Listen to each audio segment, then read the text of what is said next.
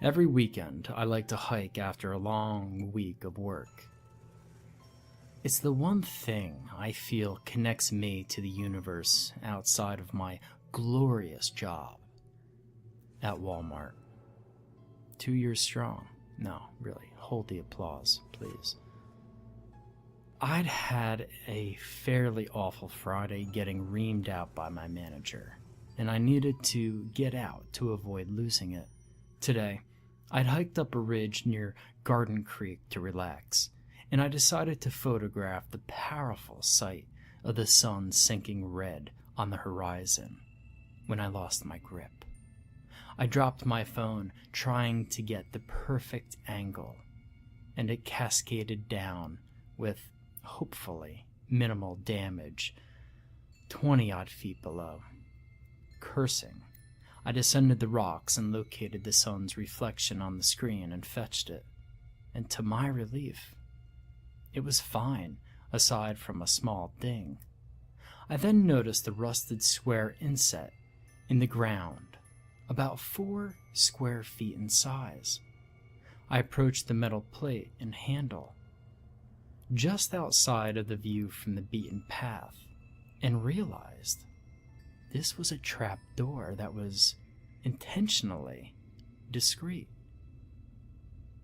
Well, I did what any guy with nothing particularly exciting going on in his life would do, and opened the hatch, revealing a set of rungs descending into blackness. I took a deep breath and gripped the metal bars and began my descent. I first thought this was a fallout shelter, as I held my LED flashlight strap in my teeth as I climbed down. There had been no label for what this led to, but someone could have easily stolen the sign at any point since post-apocalyptic came back in style. The echoes in the darkness were spread out, and I soon realized the chamber I was entering below was absolutely massive.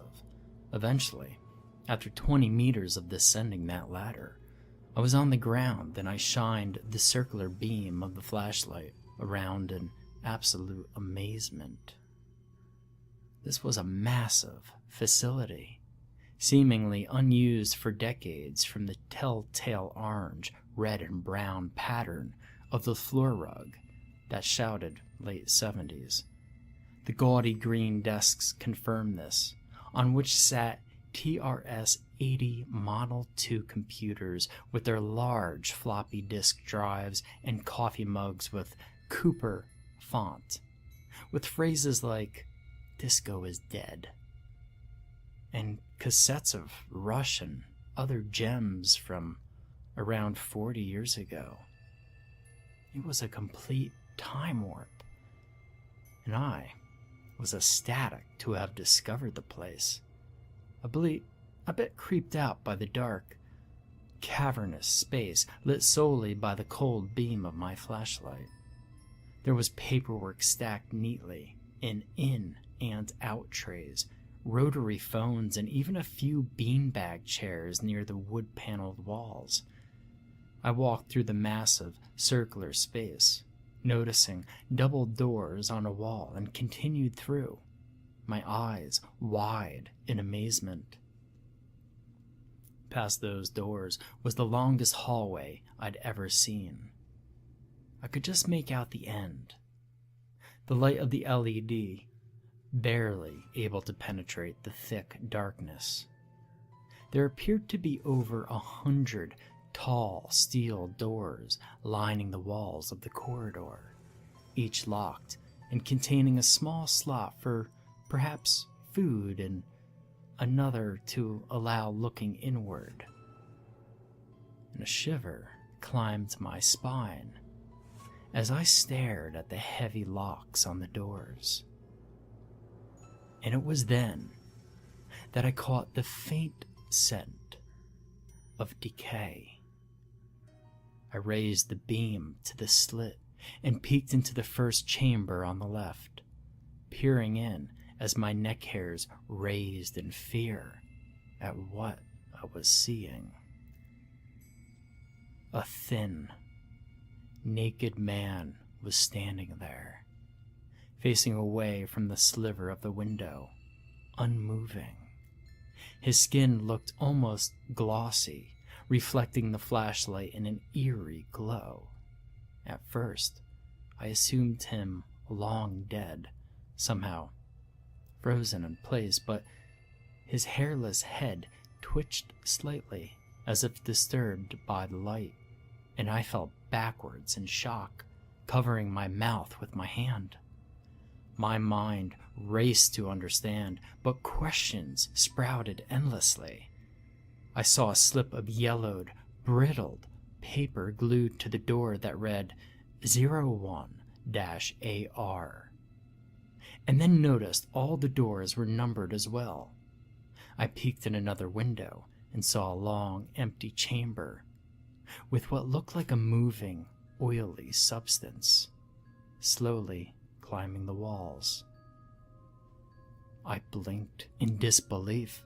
It was like a living liquid moving against the push of gravity. I actually bit my hand to assure I wasn't dreaming, feeling pain swell in confirmation. I peeked through another window and shouted as a horrific spiral of teeth similar to a lamprey eel's slammed against the plexiglass slit. I stared in revulsion and disbelief. Whatever the thing in there was had to be over 2 feet in diameter, its dozens of sharp teeth twirling against the plexiglass. My mind began to spin as I noticed one of the chambers further in looked to be missing a door, before realizing it was open. It was then I heard the slam echoing from the large chamber I'd come from that entrance hatch. Something was coming down the ladder with the echoing clicks of the steel rungs. I ran down the hall past ungodly nightmares locked behind steel doors. The beam of my flashlight illuminated horrible things in those window slits: teeth, fangs, claws, stretched limbs, and bubbling forms. Things that should not exist. Things that dug into the part of my brain that controls logic and rational thought with strong fingers, ripping it to shreds as I ran down that endless hall. The smell of death grew strong as I passed that one open doorway to a massive chamber filled with corpses in various states of decay. Some mummified, black and skeletal, others fresh and red, some bloated and white with putrefaction. And I coughed bile, and finally came to another set of doors and burst through. There were files, cabinets, and lockers, giant reels of magnetic tape lined on the fake wood paneling on the walls. It seemed to be a sort of archive, and I saw a desk to hide under, and I dove beneath, clutching my knees. Whoever, or whatever, is now in that hall is getting closer. And I'm praying I can hush my breathing when whatever it is coming arrives. All I could do now is sit in the consuming blackness of this room and wait. Staggered steps approached, each accompanied by a loud, dragging sound. I sat under the desk in the enveloping darkness, breathing as slowly and quietly as my panicked body would allow. My clenched hands on my knees tightened as the metal bang from the door bar being pushed forward rang out inside of the black room I hid in from that hall. The dragging sound approached in my direction, no longer accompanied by steps due to the carpeting. The sound grew closer and closer towards me, and I braced myself when a heavy slam rang out directly in front of me. A few seconds later, The double doors clacked again, and I heard some footsteps in the hall. I sat on the carpeted floor of the chamber containing reels and cabinets, shivering in the complete darkness. Whatever had entered had either left discreetly or was now directly in front of me. And just when I was deliberating, crawling out or making a run for it, my phone vibrated and lit up. As I removed my phone quickly to silence it, the dim light of the screen illuminated the space under the desk and just outside of that chair gap. A horrific face was staring in at me. There were two bulging eyes under a massive, bloody hole filled with teeth, and I was about to scream at the thing before realizing it was an upside-down human head. Something had dragged a man's corpse in here and slammed him down on the desk directly across from mine, on his back, so his head was hanging in my line of sight. I caught my breath, realizing whatever brought the body here was likely returning soon. I quickly stood and used my flashlight to grab a few handfuls of papers from random cabinets and desk drawers, and I used the small, circular beam to scan the room. There were 8-track players and cassettes, Betamax players and tapes, reel-to-reel tape loops and other storage devices that had existed in that era, but nothing beyond. I sneaked slowly past desks and lockers, past the paintings of gray-haired men in polyester suits on the fake wood paneling, toward the goal I now stared at in slight relief, those two double doors on the opposite end of the room. The realization that there might be another exit brought the optimistic concept of escape back into my mind, and I made my way over in silent steps. I clenched my jaws as I opened the other set of doors as quietly as possible. Another hallway of roughly 100 doors stretched down in the dark length of the passage. It was as if the entire massive space was mirrored. This facility was absolutely gargantuan. I looked down the long hall with heavy steel doors, knowing that nightmarish things likely were inside of each of these chambers. I took a moment to shine my light on the papers I'd scavenged from the archives of the previous room, and I read, slack-jawed in both amazement and confusion. The papers I held seemed to be internal communications of whatever organization this had once been. I scanned over many references to thermal and ionizing radiation and experimentation seemingly to prevent lethal radiation poisoning. I flipped through more pages, reading about the threat, or the threats, but nobody mentioned what the threat was, except one page, where the threat was referred to more specifically by name, by the letters USSR. This massive facility was a relic from the Cold War. Only one document had a company title, name, or anything identifying on those green and white banded, perforated pages. A little logo of 3 blocky letters, under which was written, Anti-Radiation Kinetics.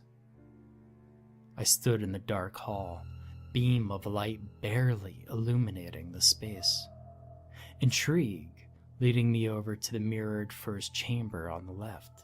Unable to stop myself, I lifted the light to the plexiglass slit and peered in. Inside was a thin, naked woman with wet skin. She was hairless and had a sheen like the man in that first cell I'd looked into. My heart skipped a beat as I heard the metal doors push open in the previous room. Whatever had taken that corpse was heading toward my direction, with the sound of the dragging body getting louder and louder. I removed my hiking boots to soften the sound of my steps, slinging them over my shoulder as I ran down that hallway in my thick socks, seeing glimpses of more horrific faces and forms. Something gray and heavily veined with 4 large black orbs of spider eyes stared at me, twitching. Another door's window showed a thinned figure with a hairless, wrinkled head that was one giant mouth similar to canines. Then the scent of death built as I realized this hall had another open cell. One I now was dreading to realize was a food storage unit for feeding the abominations in this forgotten place. I only knew I had no desire to meet who or what was feeding them. I passed that room, noticing human limbs hacked and piled away from the rotted flesh. Slowing slightly to observe a few lab coats before exiting quietly as possible to the doors at the end, I pushed, and I pushed again. My heart spilled heavy pounding from my chest to my throat as I realized in absolute horror that the doors were locked. I ran into the awful stench of the massive room stacked with bodies, realizing I was completely trapped. I scanned quickly and found a pile of pasty corpses, wet with decay, and jumped behind the bruised, bloody stack. I pressed my face hard into a hiking boot to filter the rancid stench that was beyond anything I could imagine. I turned my flashlight off, and this time, my cell phone, to await the footsteps and dragging over to the meat locker. I'm now trapped inside.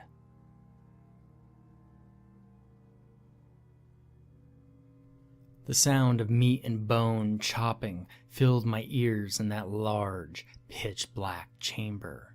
Snapping, sawing, and splashing accompanied the smell of death as I lay hidden in silence. The footsteps came and went, delivering the cuts of meat to this wing of cells in the complete, consuming blackness. Whatever or whoever was feeding the aberrations in those rooms had either memorized every inch of this place, or could somehow see in the facility so entirely devoid of light. I waited, my stomach growling, for what must have been a few hours before.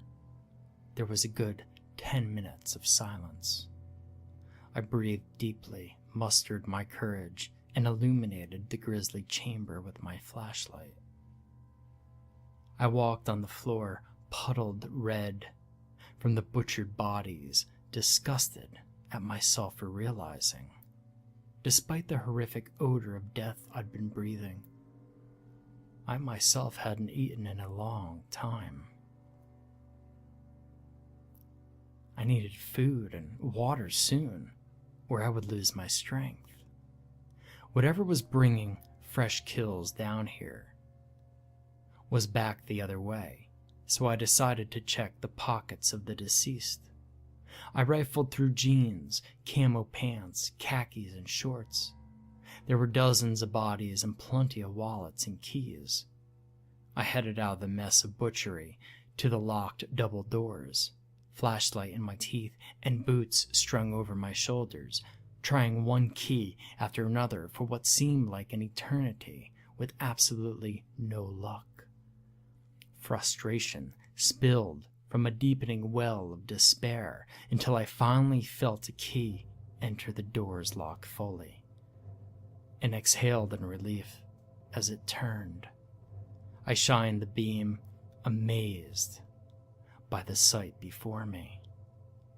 Giant vats, large, Cylinders of compressed gases and glass containers were lined in dozens of rows that stretched out as far as a football field. Wide metallic tanks lined the walls, reflecting the LED beam of my small flashlight in the cavernous space. There were large chambers, maybe 6 meters in diameter, each containing a door. There were scattered black splashes of ancient blood dried on the cement floors, and tossed paperwork on the long desks, which divided rows of tanks that told a tale of chaos. I shined my narrow light beam to read the paperwork on the tables and floors, and blinked in frozen shock at what I saw. There were countless tests of blood pressure, heart rate, and radiation level monitoring, as well as packets containing the names of couples, some of full families. I flipped through a packet labeled 10-AR/11-AR, corresponding with the labels on those locked doors, and it became clear. I read in disbelief as a promotional packet slid out, decorated with eggshell blue, orange, and brown squares, and an illustration of a smiling family that was oh so 70s, titled ARC, Anti-Radiation Kinetics, and You. The informational packet blew my mind. This was a service for perhaps volunteers, but more likely paying families to subjugate themselves to a battery of experiments for the purpose or living through an impending nuclear winter. There was a colored pencil illustration of a child with blonde pigtails in a pink bell dress hugging a cat with the caption, "Sally's cat Tammy is her best friend. That's because Tammy has life-saving genes that can help Sally." I turned the pages in complete disbelief. Not only that this was actually conceived, but in some horrific manner, possibly even achieved. I read on in amazement. A similar illustration showed an older man smoking a pipe, smiling and holding a test tube. The caption underneath read, "Tom chose an entirely new protein our top scientists created to take him beyond immunity, possibly extending his life by decades." A thought of the seemingly living black fluid I saw in the other wing. I flipped through the illustrations of the double helixes, diagrams, and paragraphs mentioning talons and DNA zippering, gene therapy, and modification. The pamphlet ended showing an illustration of a family smiling, sitting in metal tanks resembling those on the massive chamber's walls. It showed them exiting with the 60s starshine to show improvement on the next frame. It didn't show the things in those chambers. I scrambled through other notes and urgent memos, one describing rapid, uncontrollable, extreme, and seemingly random mutations. I looked at the memo's title, reading, "What went wrong?" I gazed in awe at the massive facility, the ARK lab in all its horrific glory, ushering a lucky few to the future to repopulate the world upon the event that never happened, at least not yet. I kept walking through, taking it all in. The small circle beam of my flashlight was barely able to reach the wall. In those metal cylinders, where couples and families began the nightmare's transformation into what now sat in those cells, feeding on human flesh. I kept walking, hunger kicking me as I saw a desk on which sat a bowl of ancient hard candies. I ran over and ate the entire stale clump, nearly chipping a tooth, and then continued past desks of gyroscopes, blood centrifuges, monitoring equipment, and the likes. I froze upon hearing keys jingling and a press of the metal bar, and I heard the door behind me open. I heard footsteps slap the floor in pursuit as I ran. I realized I had no idea where I was running to. I was stuck. I was about to die. I was about to end up on that pile in the other room, and my brain screamed, "Run!" And I ran. I made it to the other side of the giant room, to another door made of wood with a knob and chipped screw holes. My pursuer was nearly upon me as I tried the door, twisting the knob and pushing it open. I entered and slammed the door behind me, scrambling my hands on the brass knob and luckily finding a lock, which I turned hastily. Pounding shook the door on which I leaned low to the ground. I shined the light to find a nicely decorated lobby, quaint and ornamented with rounded furniture with peg legs in the usually quirky colors of the 70s, far more sinister lit by that single beam of my flashlight. I saw more pamphlets and plastic holders on the desk and finally realized this was where their journey began, greeted by a heavily hairsprayed receptionist.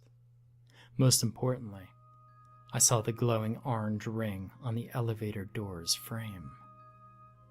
The wooden door I'd entered from was clearly not going to hold what had discovered my presence for long, so I ran to the elevator, mashing the glowing button. I hadn't even considered the fact that this facility had power, but I realized this could have been my end had it not. I entered the dim, yellow light of the elevator, hearing music and a jiggling of keys from outside the door I'd come from. Fuzzy, jazz, flute-heavy elevator music played on speakers as my pursuer entered through the wooden lobby door with wide eyes, reaching out to me with open hands. A normal-looking man, aside from his milky white eyes, perhaps in his mid-60s, ran into the room screaming just as the doors began to close. I slammed the button and watched as the door shut in the nick of time.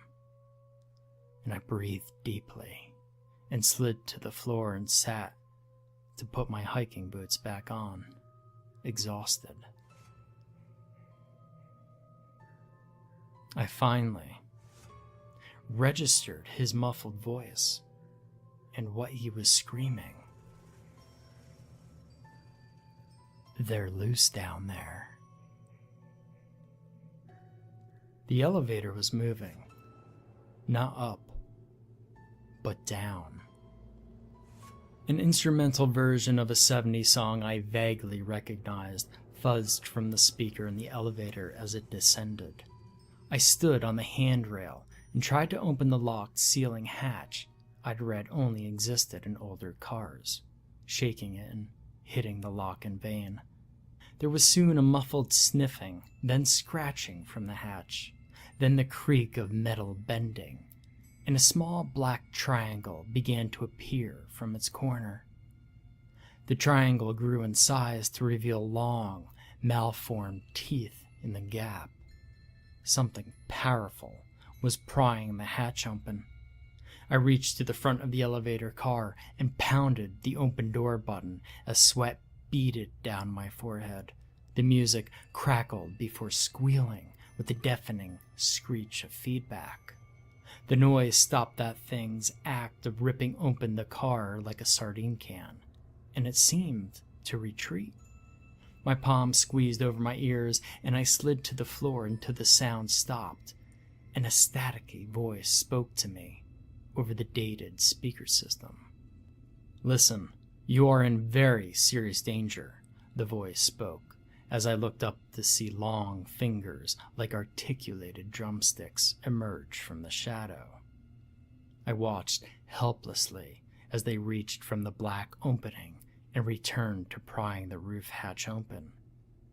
I yelled for help, asking for the man to make the noise that seemed to repel the thing, but it was clear the speaker was merely just that, a speaker. There was no phone or any intercom device, just open, close, and the 2 floors. I was trying to figure out how to make a last-ditch makeshift weapon. The elevator stopped, and the doors slid open. I looked out in utter confusion, trying to understand what I was looking at. There was a road separating 2 rows of housing that extended into the space under an eerie domed ceiling that was painted and lit like a sky.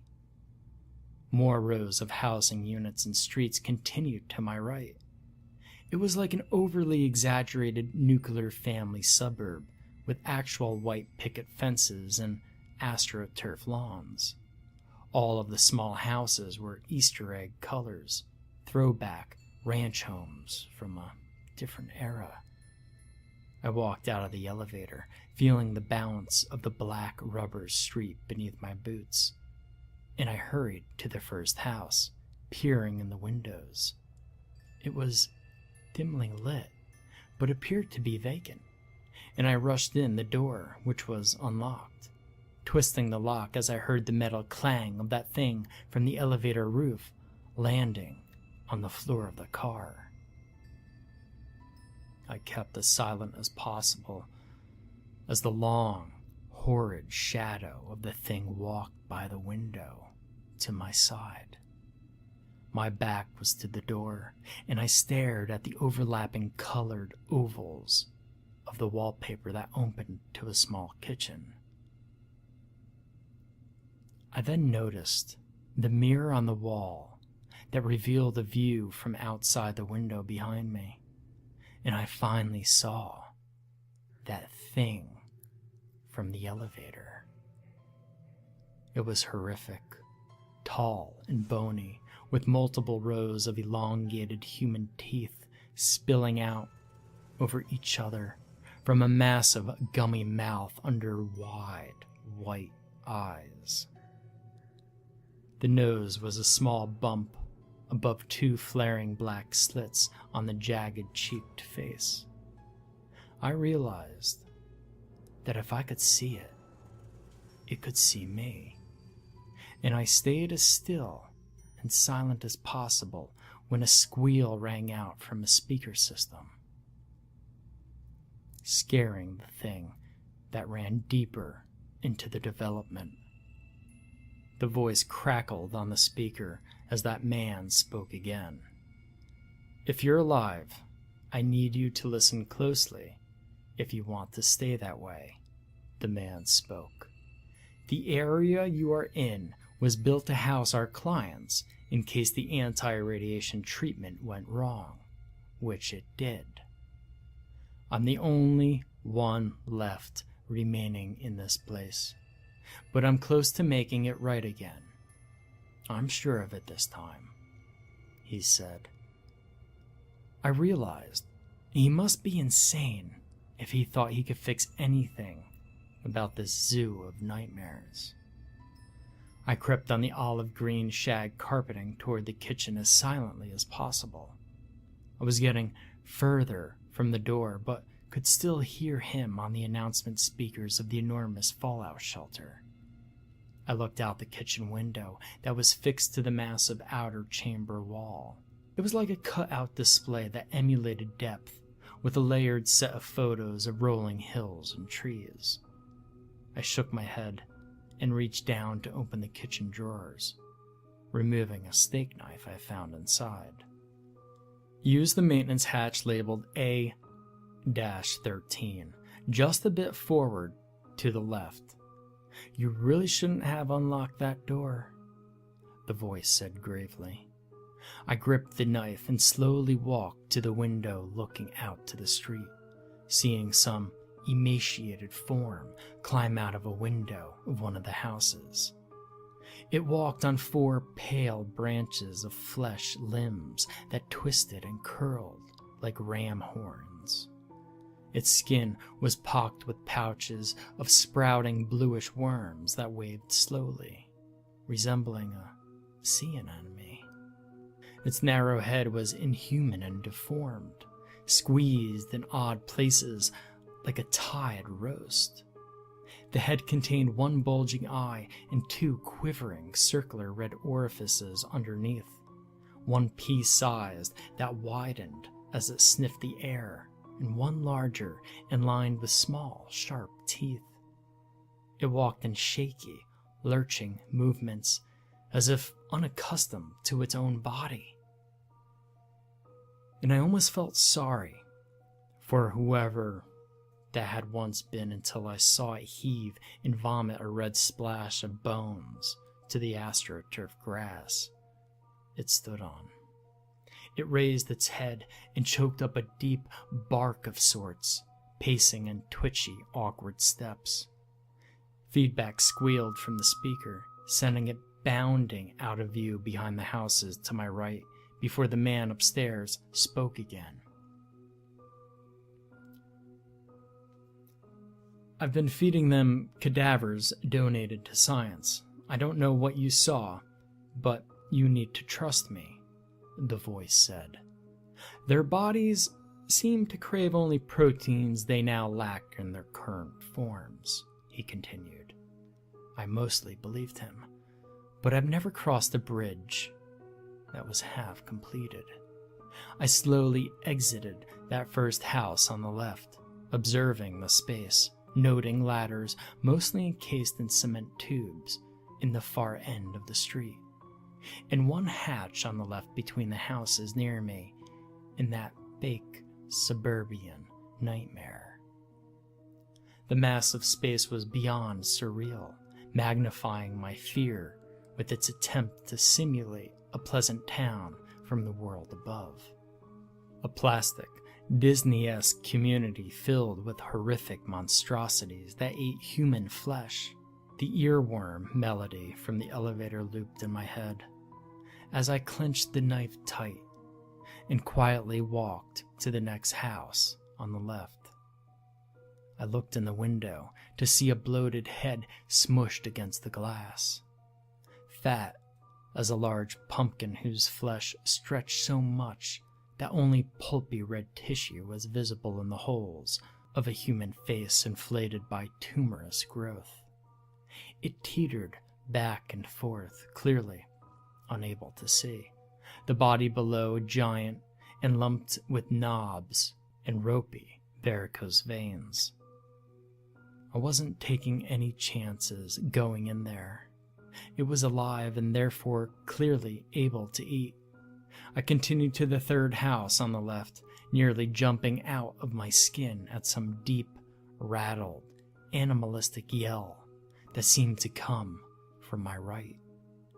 I rushed into the house and shut the door quietly, gripping the knob tightly with fear as I looked out the window, but seeing no movement. I then heard a dragging sound from behind me that made the hairs on my neck stand on end. I turned to see the manic, smiling, pretty face on a bald human head sliding on the floor towards me, her wide, staring eyes looking straight at me above a normal nose and a toothy mouth shivering in spasm. Its body, dragging behind, was a long tube of flesh lined with dozens of small, trudging legs resembling those of a human baby as it slowly emerged from the kitchen. I held out my knife and opened the door as quickly as possible. That thing's mouth stretched open as it charged at me, the skin on its face peeling back entirely from its mouth as a large muzzle of tooth-filled gums snapped forward like a goblin shark's attack. I barely slipped out of the front door, but those lunging jaws banged against it too loudly. I saw peering eyes of varying size and distance from each other blink and swivel on cocked heads from the sides of the buildings alerted by the sound. The nightmarish earworm from the elevator looped frantically in my head, and I remembered it now. ABBA's SOS. Just as dozens of monstrous things emerged from shadows and came charging towards me. All I could do at this point was to run. The screams alone were enough to drive me to the brink of madness as I sprinted down the rubber street of the hellish suburbia.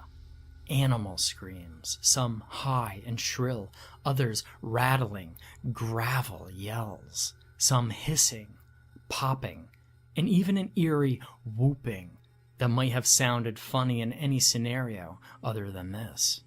I ran from the hideous things beyond nightmares that scuttled, bounded, and loped toward me from nearly every direction, even spilling out from the elevator doors. Dozens of them, massive, bony jaws snapping, fat tongues flopping, and shiny wide eyes all fixed on my flesh. I saw the hatch labeled A-13 just feet ahead on the left between houses. I glanced at the small crack under the hatch, seeing shadows moving, and I ran past it, untrusting. I twisted the weight of my shoulder in the last second to ram a slender, pale form that charged, screaming towards me, clawing with dozens of stacked black talons that echoed all the way down the arm. Pain ignited my bicep as I headed toward the congealing splatter of remains at the end of the street. Above it was a concrete tube which housed the steel rungs of a ladder. My feet slammed the rubber road as I sprinted, and as I ran, I felt my lower legs sliced and licked and stung by the pursuing horde right behind me. I ran toward the feeding tube until I was tripped by something shiny and black, the shape of a rhinoceros beetle's horn. I began to fall forward as everything slowed to a crawl. I aimed my other foot far left to compensate, and miraculously, I didn't topple, continuing to sprint to the encased ladder, which was painted to match the sky mural of the dome wall. Puddles of blood splashed as I ran, then jumped, gripping the slick steel rungs tightly to climb as fast as my body would allow. The ladder shaft stank horribly from decades of rot. I felt a deformed, wide hand yank me down violently, banging my jaw painfully down on a rung with a stunning blow. I yanked and freed my foot from the boot, and the thing let out a high, gurgling scream as it fell. I heard the falling bodies clang against the metal rungs from the tumbling creatures. I used a few seconds of breathing room to push the kitchen knife's blade all the way down between my foot and the inside of my boot. The blade now extended down from under the heel as a makeshift weapon, just as the horde returned, angrier. I felt long fingers wrap around my calf, and I stamped down violently, releasing a squeal from the elongated, fanged face of that thing below. There were dozens of them, screaming things with too many black orbs of eyes and gnashing teeth. I jammed the blade into a silhouetted head with a downward stomp and climbed faster and higher into the darkness of the tube.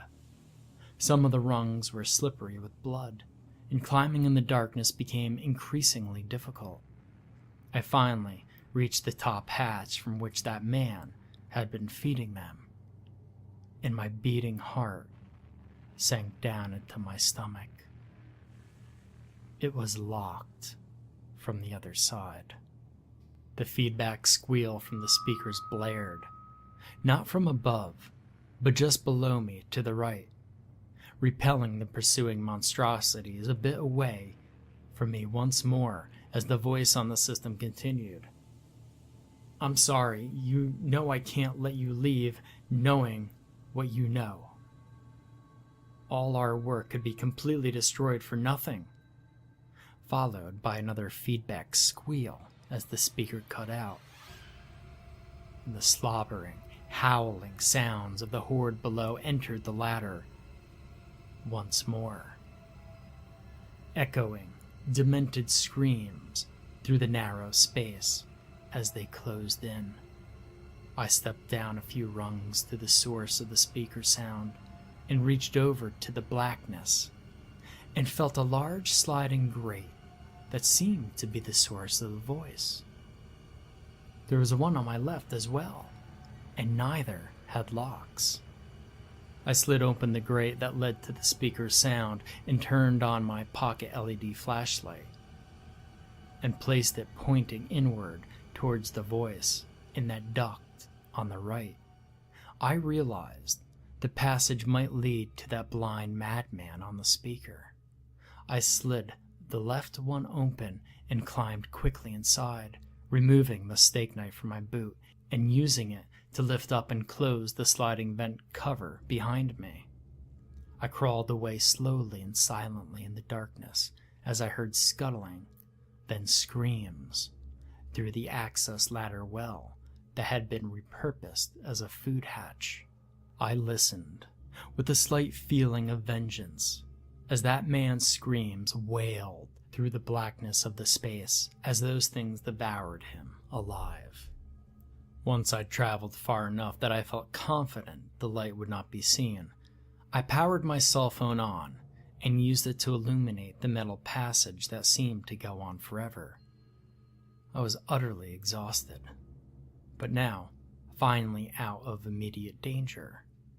My stomach growled with hunger when the grate on the end of the ventilation shaft came into view. I exhaled heavily and crawled a bit faster.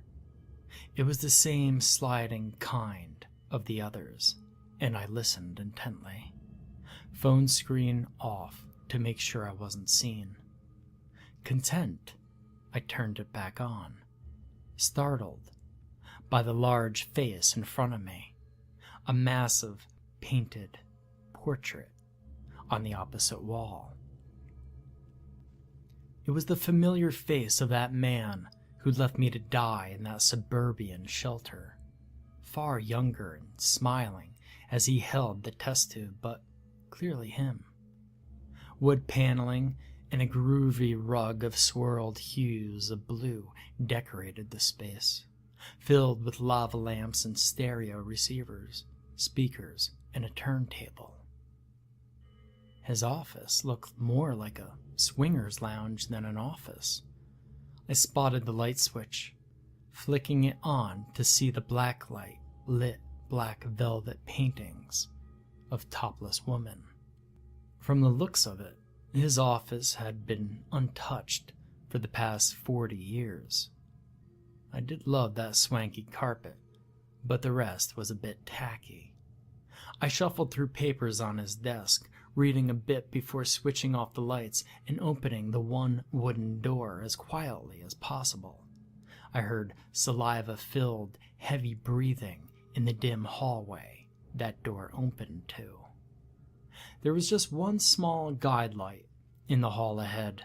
Glowing orange rings trailed down a hall of elevators. Hope flooded back into my heart as I saw the sign labeled Ground Exit. Another hatch. All I had to do was get by that shadowy shape, scuttling low to the ground with far too many limbs. It was spider-like. 2 sets of black legs and 2 sets of arms, elbows and knees pointed upward as it scampered about rapidly in the hall. The head shivered in twitching ticks that sent a chill up my spine. An open elevator shaft on the left seemed to answer my question of how it got in here. I was starving, and headed back to quietly search the lab of Gabe Reverton, the name on the metal plate on his kidney-shaped desk. I rummaged through the drawers and shelves of some stashed, rotten foods, finding the savior of a honey jar, which I once read doesn't spoil, and I forced down the entire container, licking my fingers and scouring the shelves for more food, but finding none. I was going to need my strength if I was going to get past that rapidly moving thing that occupied the elevator bay. I scanned the room, noticing a standing flag of orange and brown hues with ARC written in white wave of echoed outlines.